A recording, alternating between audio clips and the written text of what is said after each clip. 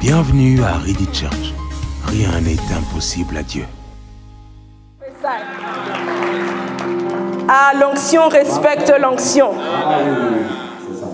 Mardoché et les autres. Voici le thème qui m'a été soumis par le pasteur Placide et l'apôtre CC ce matin. Mardoché et les autres. Nous allons prendre nos Bibles dans Esther, dans son chapitre 10. Esther, chapitre 10. Esther, chapitre 10. Nous n'avons que 3 versets. Tu ne vas pas te fatiguer. Dis à ton voisin, tu ne vas pas te fatiguer. Il n'y a que 3 versets. Est-ce qu'on peut m'aider à la lecture? Est-ce qu'on peut acclamer pour Jessini aussi, qui sert dans la maison? Let's go. J'ai lu au nom du Seigneur. Amen.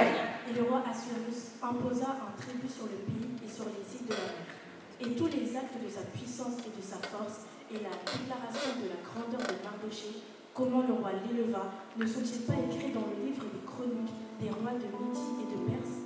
Car Mardoché, le juif, fut le second après le roi Assuérus, et il fut grand parmi les juifs et agréable à la multitude de ses frères, cherchant le bien de son peuple et parlant pour la paix de toute sa race. Yes, j'aimerais qu'on puisse prendre aussi Jean 13, 34. Très rapidement, Jean 13, 34. Ça va beaucoup nous aider. Jean 13, 34. Jean, dans son chapitre 13, verset 34.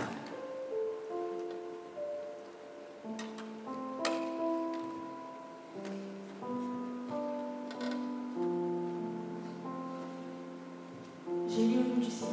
Amen. Je vous donne un commandement nouveau, que vous vous aimiez l'un l'autre, comme je vous ai aimé, que vous aussi vous aimiez l'un l'autre. Parole du Seigneur. Amen. Parole du Seigneur. Amen. Yes. Mardoché et les autres. Et j'aimerais commencer ou ouvrir ma prédication avec ce verset. La Bible déclare: je vous donne un commandement nouveau, que vous aimiez l'un l'autre comme je vous ai aimé. Que vous aussi vous vous aimiez l'un l'autre. J'aimerais replacer le contexte dans lequel le Christ est en train de parler ici. Il est en train de dire ce qui va arriver dans les temps futurs. Il est en train de dire à Judas que tu vas me trahir. Il est en train de dire à Pierre que tu vas me renier. Mais entre le moment où il parle de la trahison de Judas et le reniement de Pierre, le Christ est en train d'insérer l'amour entre ces deux occasions. Je suis en train de dire que le Christ sait de quoi il parle lorsqu'il parle de l'amour. Comment se fait-il que tu es en train de parler de situations qui viendront dans le futur, qui vont te blesser, mais entre les deux situations, tu es en train d'inclure l'amour? Dis: Jésus-Christ est amour. Jésus-Christ est amour. Normalement, le Christ devait s'énerver. Normalement, le Christ ne pouvait pas inclure entre ces deux situations l'amour. Christ, qui es-tu pour pouvoir inclure l'amour alors que tu parles de la prochaine trahison de Judas? Christ, qui es-tu pour pouvoir parler de l'amour en parlant du fait que Pierre va te renier? Mais qui est cet homme qui est capable de savoir que son prochain va lui faire du mal, mais lui, il insiste sur l'amour? Dis à ton voisin: je veux insister sur l'amour. Je veux insister sur Mais Christ, qui es-tu pour pouvoir faire mention de l'amour alors que tu es conscient que parmi les tiens, tu seras déçu? Parmi les tiens, tu seras blessé. Parmi les tiens, tu seras rejeté. Parmi les tiens, tu seras même vendu. Mais qui est Jésus-Christ de Nazareth? Mais qui est celui qui a donné sa vie sur la croix pour nous? Sommes-nous capables d'arriver là où le Christ est? Sommes-nous capables de développer cet amour que le Christ avait? Il devait normalement culpabiliser, il devait normalement développer des sentiments de haine, il devait normalement développer des sentiments de colère, il devait normalement développer des sentiments d'anxiété. Qui a déjà été au courant que un frère voulait lui faire du mal et il est venu, il l'a embrassé? Quel niveau d'amour! Mais Jésus-Christ, qui es-tu? Quel niveau d'amour? Il dit, je vous donne un nouveau commandement. Je vous donne quelque chose de nouveau. Il vous a peut-être été donné des commandements de la part de Moïse. Mais par mon règne sur la terre, je viens vous apporter quelque chose de nouveau. Il y avait peut-être 10 commandements, mais le 11e vient apporter la nouveauté dans mon ère. Je ne sais pas ce qui vous a été dit dans votre enfance, mais Jésus-Christ vient apporter la nouveauté en vous apportant l'amour. Il y avait peut-être 10 commandements, mais il manquait quelque chose. Tu as peut-être été élevé, mais peut-être dans l'éducation de tes parents, il manque quelque chose. Tu es peut-être allé à l'école, mais le fait d'aller à l'école, il manque peut-être quelque chose à l'éducation que l'école t'a donnée.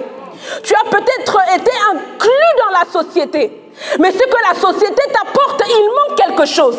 Et cette chose, c'est l'amour. Et cette chose, c'est cette capacité à pouvoir aimer au-delà des difficultés, aimer au-delà des souffrances. C'est Jésus-Christ qui est en train de parler. Il dit, Moïse vous a donné, mais moi aussi je vous donne. Vos parents vous ont peut-être donné, mais moi aussi je viens vous donner. Votre grande sœur vous a peut-être donné quelque chose, mais moi aussi je viens vous apporter quelque chose. Quelle que soit l'éducation, quel que soit le parcours scolaire, quel que soit tout ce que nous avons appris sur notre parcours, il nous manque quelque chose. C'est comme si à ce moment précis, le Christ est en train de dire à ses disciples, vous avez peut-être reçu des choses venant de Moïse, mais dans toutes ces choses, il vous manque quelque chose. En fait, c'est comme si, lorsque nous n'avons pas l'amour, nous n'avons pas tout.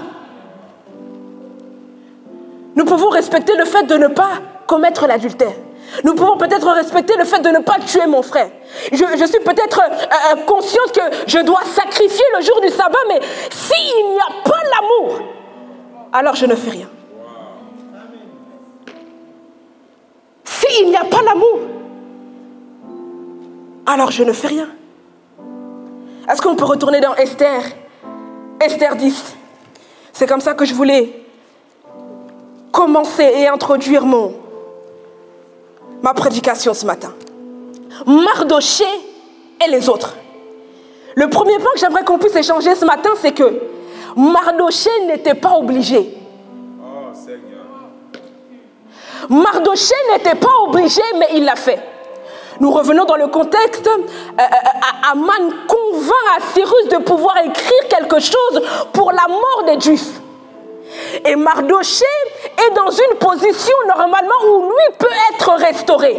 Parce qu'il y a un lien familial avec Esther qui est déjà dans le palais. Il n'était pas obligé de prendre le combat de tous les peuples et de pouvoir le porter sur lui. Il n'était pas obligé de pouvoir prendre le combat de tous les peuples et le porter sur ses épaules. Mardoché n'était pas obligé. Il pouvait être épargné. Il pouvait être restauré à cause de la position qu'il avait. Quelle est ta position aujourd'hui? Tu as peut-être tout. Tu as peut-être l'argent. Tu as peut-être des biens immobiliers. Tu as peut-être des diplômes. Tu as peut-être tout ce que les autres cherchent. Mais Mardoché n'était pas obligé. Mais Mardoché pouvait être épargné. Il avait juste à entrer en conversation avec Esther et lui dire, ok, la lettre a été envoyée, mais est-ce qu'il est possible que tu puisses me faire entrer dans le palais comme je suis ton oncle? Il n'était pas obligé de faire face à Aman. En fait, il n'était pas obligé de prendre le combat de tous les peuples et de pouvoir le porter comme si c'était le sien. Mardoché pouvait opter pour la solution facile. Mardoché pouvait dire, je suis l'oncle d'Esther, alors j'entre dans le palais et j'oublie le peuple. Mardoché n'était pas obligé de prendre ce combat et de le mener. Il pouvait rester assis dans sa position et dire, Esther, allez, je prends mes affaires et nous tous dans le palais. Et les autres là, on va les laisser mourir. Et les autres là, on va leur laisser dans le sort qu'Assyrus veut leur faire vivre. Mardoché a dit, c'est aussi mon combat. Mardoché a dit, c'est aussi ma lutte. Mardochée, en fait, est semblable au Christ. La Bible déclare que le Christ était assis à la droite du Père. En fait, le Christ n'était pas obligé de descendre sur la terre des hommes. En fait, le Christ avait une position agréable. En fait, le Christ est passé de la droite du Père à la croix, mais il n'était pas obligé de pouvoir accepter ce parcours. Il n'était pas obligé. Jésus-Christ était dans la gloire. La Bible déclare que le Père n'a voulu ni holocauste ni sacrifice. Il l'a créé encore, mais il n'était pas obligé. Jésus-Christ était dans la gloire. On ne parle pas d'une gloire éphémère que les hommes peuvent nous donner en nous acclamant. On parle d'une gloire éternelle, une gloire qui n'a pas de commencement et pas de fin. Mais qui est-il, Jésus, pour pouvoir entrer dans mon combat? En fait, il ne s'agissait pas de Jésus, en réalité, il s'agissait de nous. Mais Jésus-Christ n'était pas obligé. Jésus-Christ n'était pas obligé de prendre part à mon combat. En fait, je suis venu rappeler à quelqu'un qu'en réalité, c'était ton combat, mais Jésus l'a pris pour toi. Je suis en train de rappeler à quelqu'un, c'était ta maladie, mais Jésus l'a pris pour lui. C'était ton combat, mais Jésus l'a pris pour lui. C'était ta malédiction, mais Jésus-Christ l'a pris pour lui. C'était ta pauvreté, ta situation, mais c'est Jésus-Christ qui l'a pris pour lui. Jésus n'était pas obligé. Mardochée n'était pas obligé de penser aux autres. Sa position pouvait l'emmener à s'asseoir sur ses lauriers. Mais qui es-tu, Mardochée, pour pouvoir accepter de ne pas t'asseoir sur ta position, mais prendre position pour les autres? En fait, celui qui vit pour les autres prend de la valeur. On ne définit pas la valeur d'une personne par rapport à ce qu'il est prêt à faire pour lui. On calcule la valeur d'une personne par rapport à ce qu'il est capable de faire pour les autres. Tout le monde est prêt à faire quelque chose pour lui parce que c'est lui. Mais qui est prêt à faire pour les autres? On dit que Jésus-Christ est Seigneur. Pourquoi? Parce qu'il était capable de pouvoir descendre de sa position et prendre une position pour l'humanité. Quelle est ta valeur? Dis à ton voisin, quelle est ta valeur? Quelle est ta valeur? Quels sont tes kilos spirituels? Comment tu pèses? Tu ne pèses pas parce que tu t'achètes des vêtements. Tu ne pèses pas parce que tu sais prendre soin de toi. Tu ne pèses pas parce que lorsque tu as une situation difficile, tu pries pour toi-même. Tu pèses parce que lorsque l'autre pleure, tu pleures avec. Lorsque l'autre pleure, tu pleures avec. Lorsque l'autre pleure, tu pleures avec. Lorsque l'autre passe des temps difficiles, tu es avec. Voilà. Comment tu pèses? Dis à ton voisin, tu pèses combien? Jésus-Christ est l'homme qui pèse le plus au monde. Oh my God. Jésus-Christ est celui qui pèse le plus au monde. Parce que c'est celui qui a accepté de porter les fardeaux de l'humanité. On respecte Jésus parce que Jésus a pris une position assez désagréable. On te respectera quand tu seras en capacité de pouvoir dire « Non, je peux avoir ça, mais ce n'est pas pour moi, c'est pour l'autre. » J'ai remarqué qu'il y a un manque dans la vie de l'autre. Alors ce n'est pas pour moi, Seigneur. Je le prends, mais c'est pour l'autre. Et c'est comme ça que nous portons de la valeur. Nous pesons parce que nous pensons aux autres. Mais qui es-tu, Jésus? Toi qui étais à la droite du Père. Les combats de ma vie ne te concernaient pas. Mais tu as accepté de descendre. Souvent, nos positions initiales nous empêchent à descendre. Moi, je suis Isabelle, la fille de l'apôtre Cécé. Moi, je suis Isabelle, le pasteur Isabelle. Et ces positions initiales nous empêchent souvent à descendre vers les autres. Mais celui qui est célébré et élevé, c'est celui qui accepte de prendre la place de l'autre. Alors, est-ce que tu veux être élevé juste par rapport à ce que tu fais pour toi? Ou tu veux être élevé parce qu'on a vu en l'autre une marque de ta personne? Je refuse de quitter cette terre des hommes en ne laissant rien dans la vie des autres. Je refuse de quitter cette ville en ne laissant rien dans la vie des autres. Il me reste peut-être qu'un an à Ridji, mais je veux que ce qu'il y a en moi puisse transpercer la vie de toutes les jeunes filles de cette ville. Parce que c'est comme ça que je prends du poids. Parce que c'est comme ça que je prends de la valeur. Parce que c'est comme ça que je suis respectée. Eh, dis à ton voisin, tu veux être respecté? Est-ce que tu veux être respecté? Alors arrête de te regarder et regarde l'autre.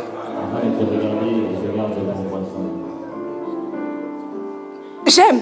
Deuxième point, c'est que Mardoché inclut les autres dans la grâce que sa famille avait.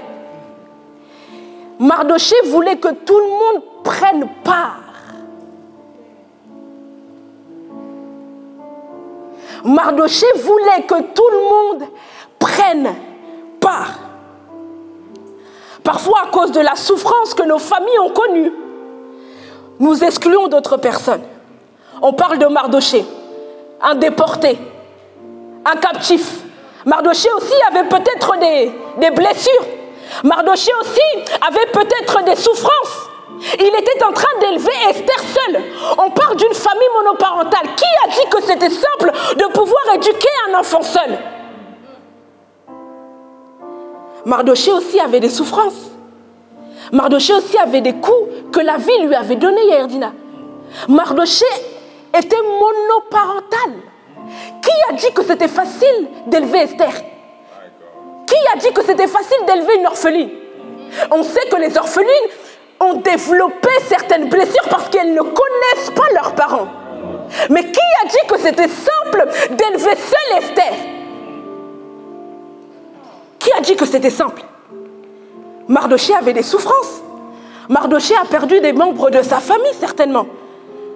La Bible est claire que les parents d'Esther étaient morts, mais les parents d'Esther étaient aussi, la famille de Mardoché. Souvent, notre souffrance nous emmène peut-être à exclure certaines personnes. Parce que nous disons, non, j'ai trop souffert. Non, j'ai élevé cet enfant seul. Non, lorsque cette personne n'était pas bien, c'est moi qui l'ai aidé. Nous étalons nos souffrances. Pourtant, il est possible qu'une souffrance personnelle ait pour but d'un sauvetage national. Mardoché, c'est vrai, tu as élevé Esther seule. C'est vrai que tu es captif, déporté. Tu as connu la souffrance d'être déporté. Régis, c'est vrai, tu as été blessé. Isabelle, c'est vrai, tu as vu les gens abandonner ton père. C'est vrai, mais il est possible que cette souffrance ait pour but de sauver d'autres jeunes filles qui seront aussi dans cette situation. Aujourd'hui, je serais capable de dire à une jeune fille de continuer à aimer les gens malgré que les gens font du mal à leurs parents. Pourquoi? Parce que je l'ai vécu. Je ne prêche pas quelque chose qu'on m'a raconté, je prêche quelque chose que j'ai vécu. Mardoché avait peut-être ses souffrances, mais il tenait à ce que tous touchent à la grâce que sa famille avait. Peut-être que c'est ta famille qui est choisie. Peut-être que c'est ta famille qui est choisie. Mais que fais-tu lorsque c'est ta famille qui est choisie? C'est la famille de Mardoché qui est choisie, sa nièce, Esther. Mais Mardoché avait le désir de faire entrer tout le peuple dans la grâce qu'ils étaient en train de vivre. On a dit qu'il pouvait se contenter, à entrer et à oublier les autres. Mais il dit, en ce qui concerne le salut de ce peuple, nous devons tous entrer. En fait, il ne s'agit pas simplement de la famille de Mardoché. Il s'agit de tout un peuple au travers de la famille de Mardoché. Souvent, la croix nous emmène à exclure. La souffrance de la croix nous emmène à exclure certaines personnes. Parce que c'était trop dur. Parce que lorsque je souffrais, j'étais seule. Parce que lorsque nous étions en train de fermer, nous étions seuls. Yeux dans les yeux, nez dans le nez, bouche contre bouche. Mais ces souffrances n'ont pas pour but que nous puissions piétiner les autres lorsque nous entrons dans une saison de grâce. Mardoché avait peut-être des blessures. Mardoché avait peut-être des choses qui l'avaient frustré. On parle de quelqu'un qui est captif. Nous avons tout, nous ne sommes même pas captifs. Est-ce qu'on sait ce que c'est être captif? Est-ce qu'on sait ce que c'est de ne pas être maître de ses mouvements? On parle de quelqu'un qui était enchaîné, qui n'était pas maître de ses mouvements. Nous, aujourd'hui, par Christ, nous pouvons marcher, nous pouvons boire, nous pouvons voir, nous pouvons bouger. Mais là, on parle d'un captif. quelqu'un qui ne dépendait pas de sa volonté. Quelqu'un qui ne dépendait pas de ses sentiments. Oh non, moi j'ai envie de faire ça. Moi j'ai envie d'étudier dans telle école. Moi j'ai envie de faire ça. J'ai envie d'emprunter ce parcours. Mardochée n'était pas maître de ses mouvements. Mardochée avait peut-être reçu des coups de la vie. Mais lorsqu'il s'agit de regarder le salut, il regarde les autres. Il est prêt même à confronter sa nièce pour le salut de tout un peuple. Il est même prêt à reprendre sa nièce parce qu'il était en train de voir toutes les personnes qui pouvaient se trouver derrière sa nièce. Est-ce qu'on est capable de voir au-delà de nos familles? Oui, nous, c'est la famille Ntela. Non, nous, il n'y a que nous. Il n'y a que nous qui devons réussir. Parce que nous avons souffert alors que ce n'est pas un langage à avoir. Derrière Esther, il y a tout un peuple. Et il est possible que ce que j'ai vécu soit pour la délivrance de tout un peuple. Mardochée, qui es-tu pour penser aux autres jusqu'à ce niveau? Et je me pose la question, qu'est-ce que moi j'aurais fait si j'étais à la place de Mardochée? La vie m'a mis des coups et au moment où Dieu m'élève, je dois penser encore aux autres.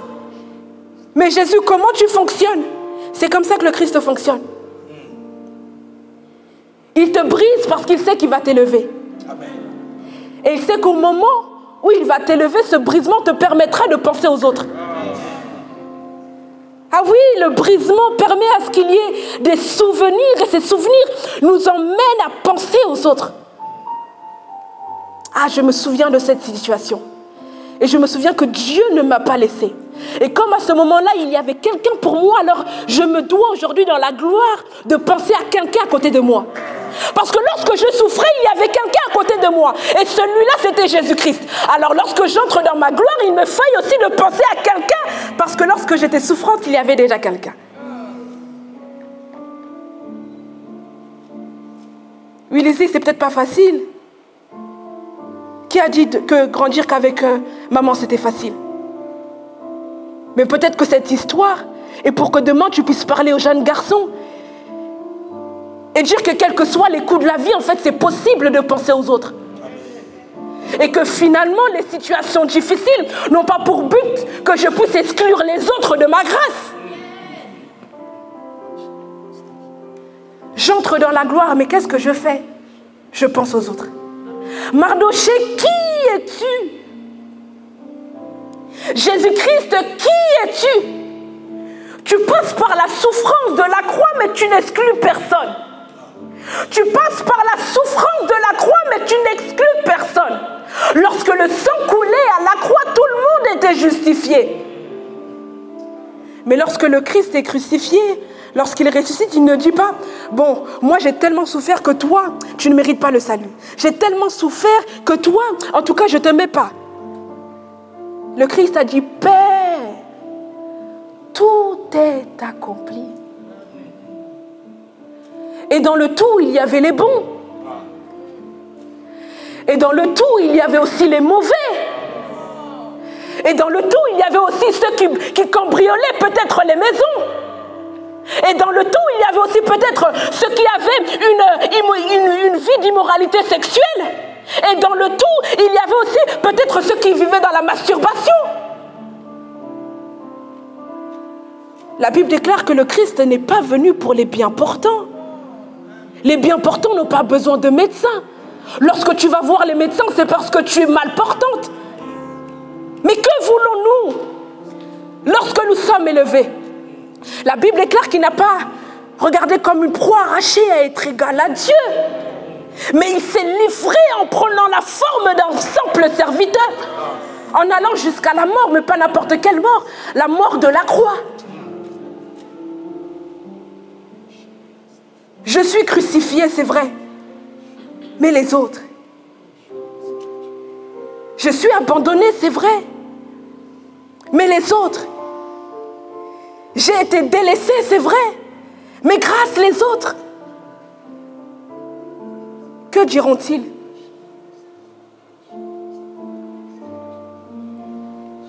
Que tous parviennent à la grâce.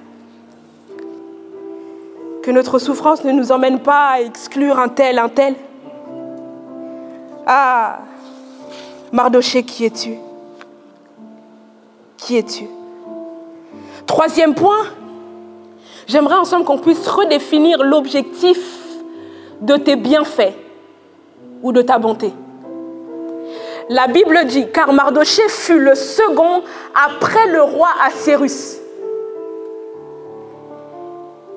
Il ne fut pas le premier, il fut le second.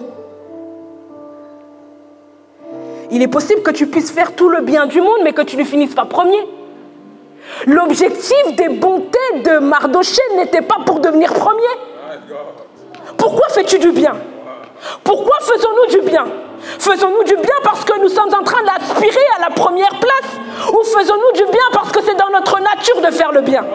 Mardochée ne faisait pas le bien pour pouvoir détrôner Assuérus. Mardochée faisait le bien parce que c'était dans sa nature de faire le bien.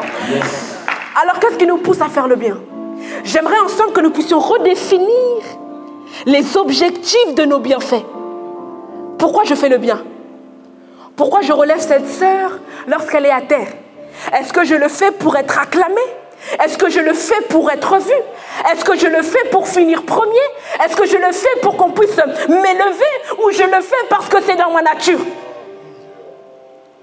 La Bible déclare que Mardochée finit second après le roi Assuérus.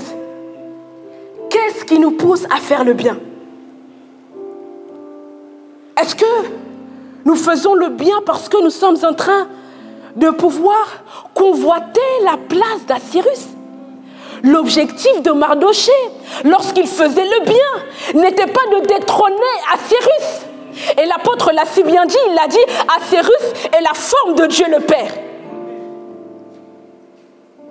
Quel est l'objectif pour lequel nous faisons le bien? Mardochée s'est présenté comme Jésus peut-être. Il était peut-être le type de Jésus dans cette histoire.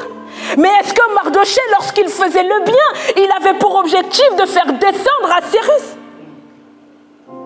Est-ce que lorsque je fais le bien, l'objectif c'est de faire mieux que maman et après reprendre maman et dire, maman, t'as vu, j'ai fait mieux que toi? Quel est notre objectif en tant que jeune femme? Est-ce que c'est, je mène bien ma vie pour tout le temps reprendre ma mère qui a fait des erreurs? Sarah, non! Jamais, jamais, jamais. Lorsque tu acceptes de mener ta vie avec Christ et de bien faire les choses, ce n'est pas pour reprendre Assuérus, mais c'est pour continuer ce qu'Assuérus a peut-être commencé. Lorsque je fais le bien, ce n'est pas pour dire, maman, regarde, moi j'ai fait ça, toi à ce moment-là, il fallait faire ça, pour pas que nous, tes enfants, nous puissions vivre ça. Lorsque je fais le bien, ce n'est pas pour reprendre maman, j'ai mis ma... Lorsque je marche bien, je me fiance, on me dote et je me marie religieusement, etc. Ce n'est pas pour dire à maman qui n'a pas de situation, de dire, maman, regarde, moi j'ai réussi, toi t'as fait quoi? Un mari, 2 maris, 3 maris. Ce n'est pas ça l'objectif pour lequel nous marchons avec le Seigneur. La Bible déclare qu'il est second après le roi Assuérus. Qu'est-ce qui nous anime lorsque nous faisons le bien? Qu'est-ce qui nous anime lorsque nous préparons pour tout le monde et que tout le monde est en train de manger grâce à nous? Qu'est-ce qui nous arrive lorsque nous sommes capables d'acheter tous les chauffages pour pouvoir bien chauffer cette salle et nous rendre compte que finalement les gens nous acclament? Je ne fais pas le bien pour être reconnu. Je fais le bien parce que c'est dans ma nature. La Bible déclare qu'il allait de lieu en lieu faisant le bien. Mais lorsqu'il allait de lieu en lieu faisant le bien, Pénuel, il ne le faisait pas pour dépasser Dieu le Père. Il le faisait parce que c'était dans sa nature. J'aimerais parler de paternité spirituelle. Demain, certainement, Dieu élèvera des grands orateurs et oratrices dans cette maison. Mais demain, l'objectif, ce n'est pas de dire que nous avons fait plus que l'apôtre. L'apôtre a commencé. Nous commençons là où lui s'est arrêté. Je ne pourrais jamais me permettre de dire que je suis devenue première alors qu'il y avait Assuérus devant moi. Quand bien même ses faiblesses, il a su maîtriser 127 provinces. Qui pouvait le faire? Mardochée? Qui pouvait le faire? Mardochée? Qui pouvait le faire? C'est-à-dire à un jeune, quelles que soient les erreurs d'Assyrus, Assyrus est capable de maîtriser 127 provinces. Quelles que soient les erreurs d'Assyrus, Assyrus est capable d'organiser 127 provinces. Hey, Assyrus, on l'a dit au début, Assyrus était un homme avec une immoralité sexuelle. Il prenait les jeunes femmes. Mais malgré ça, Assyrus savait gérer. Il savait gérer les finances de 127 provinces. Il savait gérer, oui, le côté social de 127 provinces. Il savait gérer toutes les écoles de 127 provinces. Il savait gérer l'éducation des enfants qui se trouvent dans 127 provinces. Nous refusons de bâtir des jeunes qui peut-être, lorsqu'ils vont réussir, ils vont marcher sur ce que les parents ont déjà construit. Assyrus n'a pas rien fait. Assyrus n'a pas rien fait.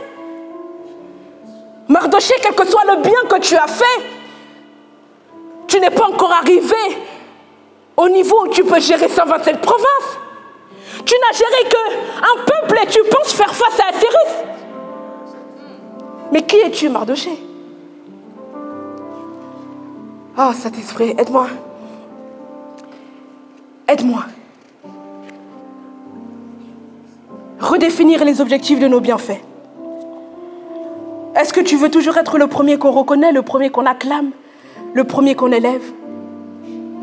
Ne faisons rien pour détrôner Assyrus. J'aime ma version et je préfère ma version, il me semble. Agréable à la multitude. Ici, la Bible déclare, je préfère prendre ma version. Nous sommes toujours dans Esther 10, version Darby. Car Mardochée le Juif fut le second après le roi Assyrus. Et il fut grand parmi les Juifs et agréable à la multitude de ses frères, cherchant le bien de son peuple et parlant pour la paix de toute sa race. Pasteur, Mardochée était grand, mais Mardochée était agréable. Est-il possible encore en ce siècle d'être grand, mais de rester agréable à ses frères? Nous avons dit que nous vivons pour les autres. Est-il possible que la grandeur ait un lien avec le fait d'être agréable à ses frères? Aujourd'hui, lorsque nous sommes élevés comme Mardochée, alors nous ne sommes plus agréables à nos frères. Lorsque Dieu nous fait entrer, ne fût-ce qu'un peu dans la grandeur, nous regardons les autres personnes comme des moins que rien parce que nous sommes entrés. Écoutez-moi, il est possible d'entrer, mais il est aussi possible de sortir. La Bible déclare que Dieu ouvre. Et ce que lui ouvre, personne ne peut fermer, mais Dieu ferme aussi. Arrêtons de croire que Dieu est là. Dieu, tu vas ouvrir, tu vas ouvrir. Mais Dieu sait que souvent, il est possible de mettre en lien la grandeur et le fait d'être agréable à ses frères. Mais qui es-tu, Mardochée? Qui es-tu, Mardochée, pour être grand, mais en même temps être agréable à tes frères? La grandeur peut-elle encore être synonyme de simplicité? La Bible déclare, soyez prudents comme les serpents, mais simples comme des colombes. Mais j'aime parce que lorsque le Christ est en train de dire ça à ses disciples, quelques versets avant, il leur dit, je vous donne le pouvoir de guérir, de délivrer, de restaurer. C'est comme si le Christ est en train de mélanger la grandeur et la simplicité. Est-il possible d'être Mardochée, c'est-à-dire être grand, élevé, mais de garder une stature qui fait en sorte que tout le monde est à l'aise avec nous? Ou alors lorsque nous sommes élevés, nous disons, non, moi je suis élevé, je suis devenu pasteur, alors toutes ces personnes qui sont au-dessous de moi, moi je vais marcher sur vous aujourd'hui. Quelle est la grandeur à laquelle le Christ nous appelle? Le Christ est l'homme le plus grand que l'humanité ait connu. Mais la Bible déclare qu'il pouvait s'asseoir et manger avec des gens de mauvaise vie, avec les publicains. Mais qui est Jésus-Christ de Nazareth? Je suis en train de présenter Jésus-Christ de Nazareth.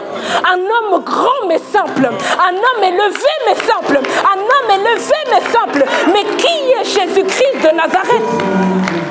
Est-il possible d'avoir 100 000 euros en banque et garder la même démarche?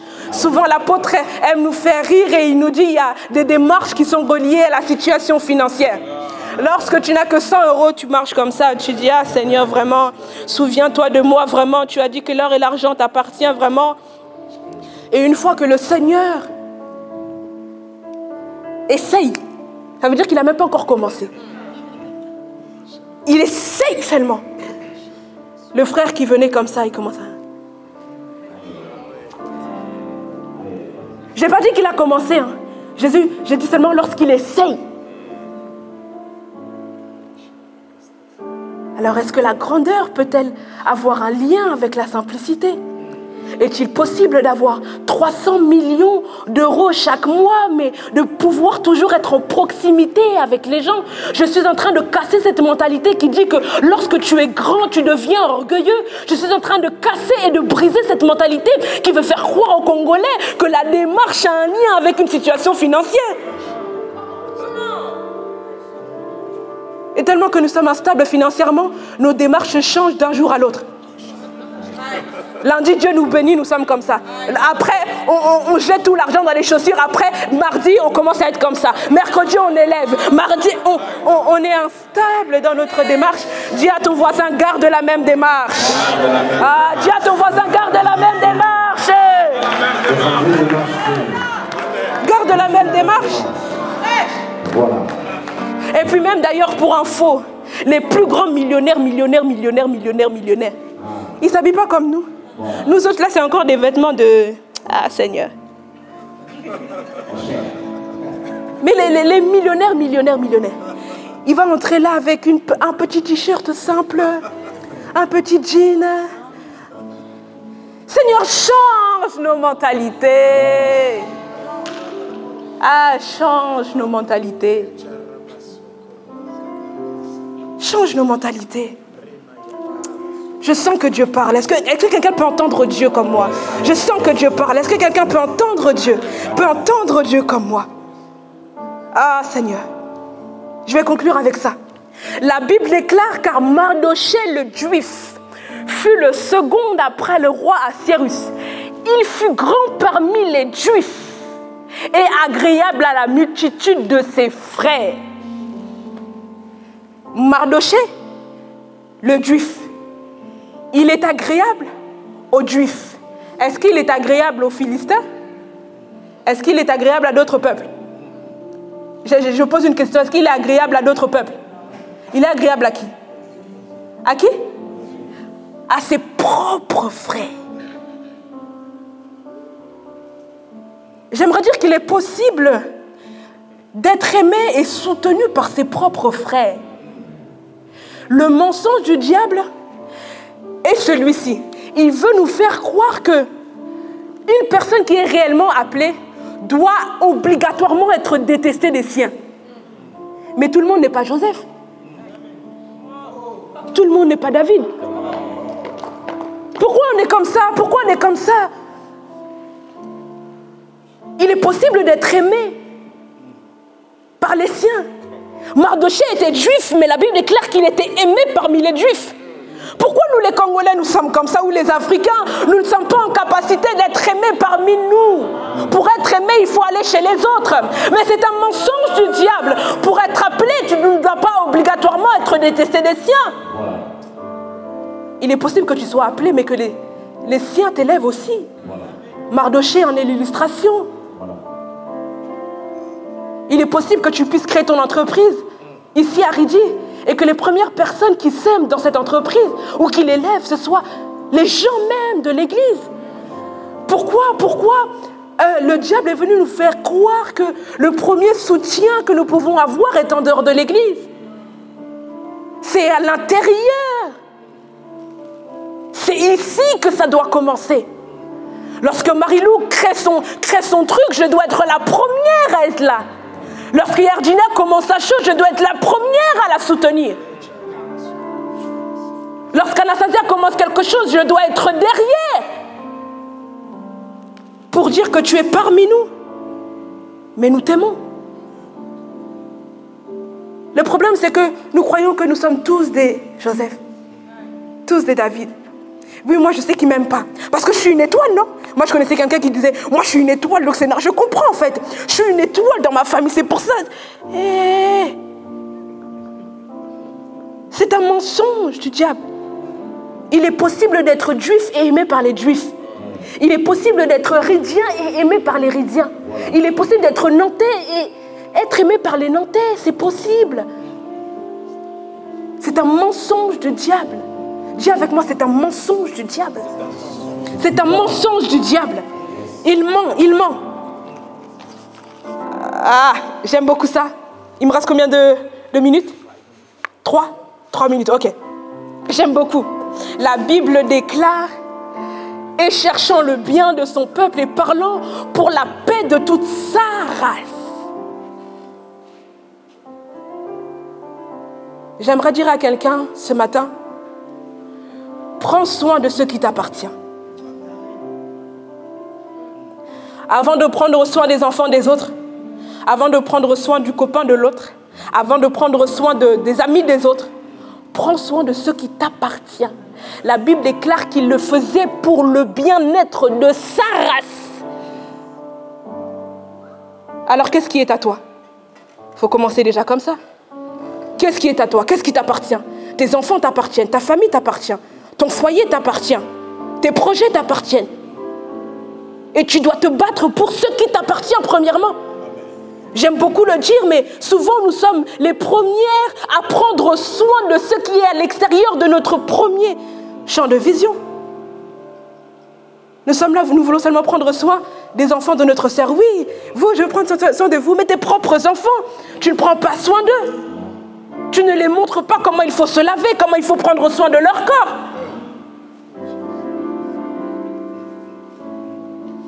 Prenons soin de ce que Dieu a mis entre nos mains. Qu'est-ce qu'il a mis? Est-ce qu'on peut regarder nos mains? Qu'est-ce que Dieu a mis dans nos mains? Qu'est-ce que Dieu a mis dans nos mains? Qu'est-ce que Dieu a mis dans nos mains? Et je nous appelle à la responsabilité. Mardochée savait que c'était sa race, alors il a payé le prix. Ce qui concerne ce qui est à nous, lorsqu'on parle de Ridie, on sait que c'est à moi, alors je dois me battre, coûte que coûte, pour la restauration de ce qui est à moi. Que le Seigneur bénisse sa parole.